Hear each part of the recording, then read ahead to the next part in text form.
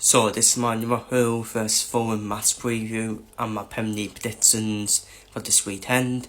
Obviously we're done this game on the back of a 4-0 defeat away at Man City, and we just most recently suffered a 2-0 defeat away at PSG in the first year, where it could have been more for PSG. PSG weren't that great, to be honest with you.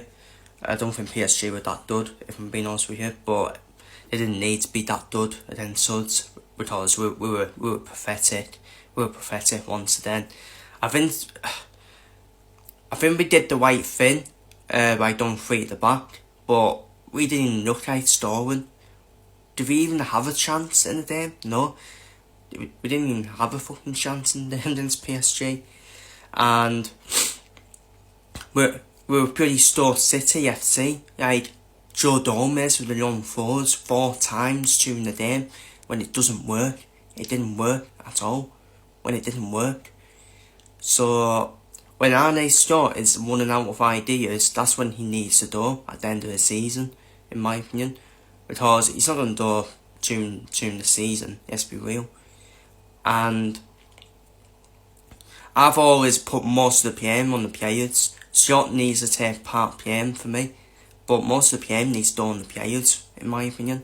It's done the players. How can some of these players perform on international duty but not perform for Arne Slot? This makes no sense at all. How are you not performing for a manager that won you the league last season? It makes no sense at all. We makes no pretty sense at all. So,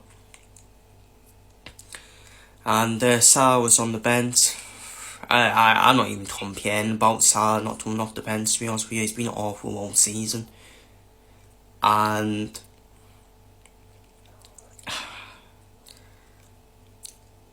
I feel sorry for Rio, I feel sorry for Rio. He's the only one who you can say, well, how is he not getting a chance ahead of the other players?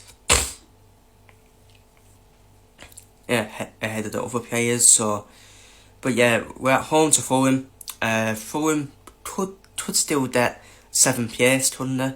Not too far behind, but Fulham, they're just the same team every season. Fulham, aren't they? They get to 40 points, that's that 40-point mark, and then they just chill out for the rest of the season, don't they?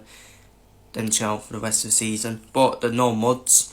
Fulham are no muds at all. They've got the players to hurt us, while Jimenez up front, whether it's Jimenez or Muniz up front. Harry Wilson, baller. I loved him at Liverpool. I loved him for our youth as well, Harry Wilson. He's an absolute baller for me. I'm probably the best right winger in the Premier League this season as well. So he's probably going to have a good game against us, and that wouldn't be a shock either. And the Isowobi, Smith Rowe, obviously, as you see there. And they've got a lot of good players for him. I think Fulham got the best left back in the Premier League in Anthony Robinson. I think he's the best left back in the Premier League for me. And he has been for quite a long time now, for quite a few years, since Andy Robertson dropped off. And obviously we signed Kurt Henry, who was probably the 2nd best left back behind Robinson last season. And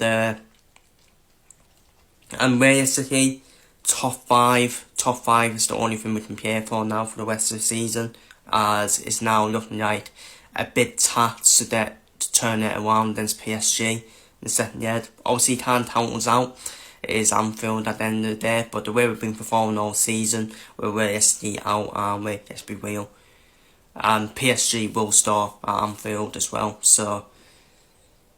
And that's when we'll need to score 3. And let's be real, we struggled to score 1 goal, never mind scoring 3. So, but yeah, for this game against PSG, against Fulham, massively important, we get the win, because especially when Chelsea will be playing Man City this weekend.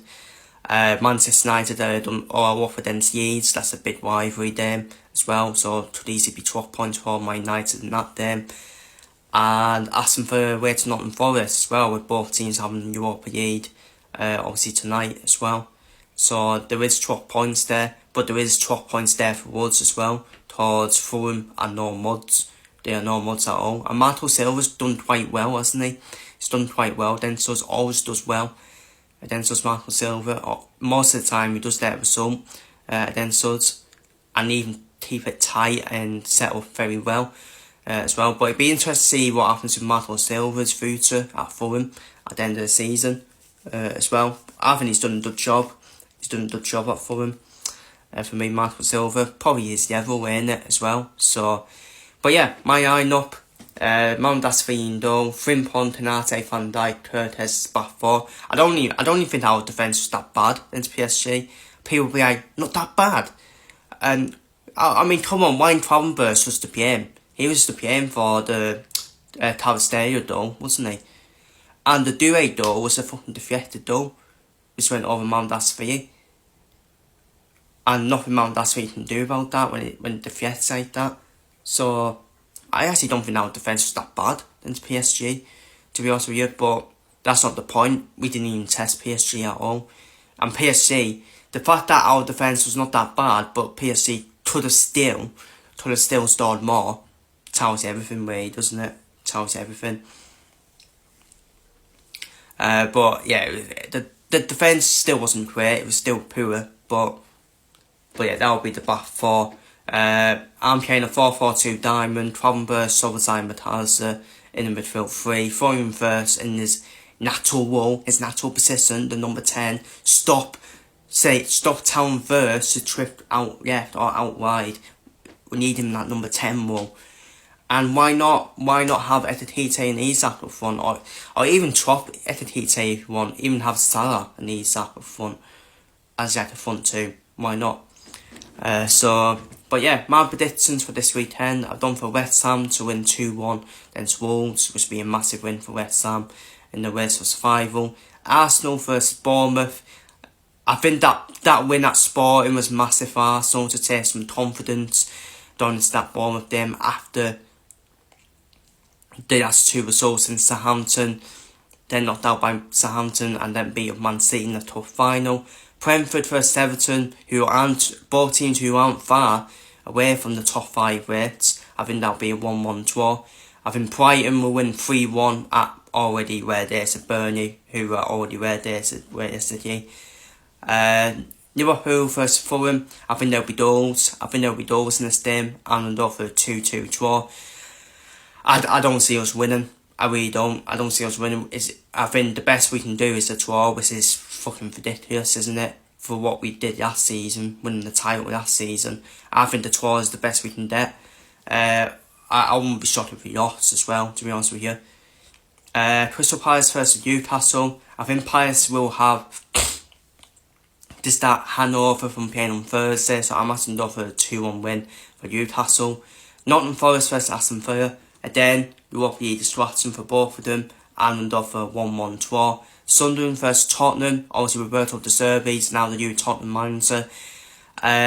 He's a good tactical coach, Roberto De Zerbi, but he does fall out with people easily, so I don't think it will work in the long term, but short term, I think he'll get Spurs out of it, in my opinion.